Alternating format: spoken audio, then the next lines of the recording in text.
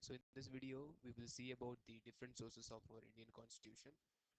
Okay, so our Constitution is rightfully called as a bag of borrowings because we have borrowed from few acts like Government of India Act 1935 and also from countries such as UK, USA, Australia, USSR, Germany, Canada, Ireland, and South Africa. So let's see what are the features that we borrowed from each of these laws and the countries.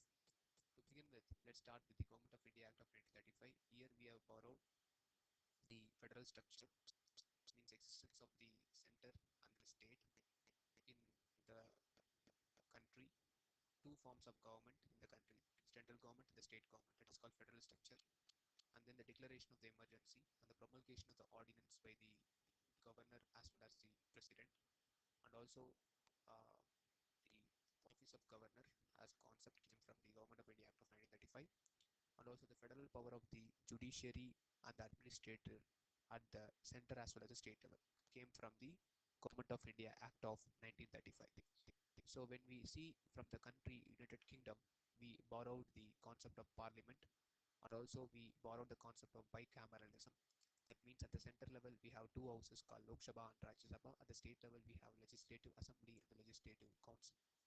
So if we take the United Kingdom, we have two houses called House of the Lords and the House of the Commons.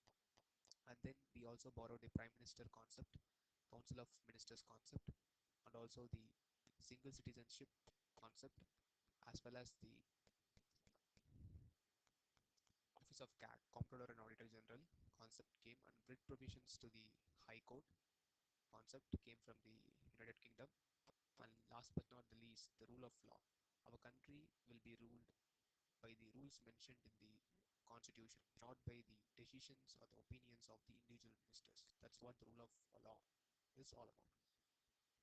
Now let's see about the United States of America. From the United States of America, we have borrowed the concept of written constitution, and also we borrowed the concept of fundamental rights, and then we borrowed the concept of Supreme Court, and also the concept of president as the executive head of the state, and then the vice president as the chairman of the council of the states, and last but not the least, the judicial review.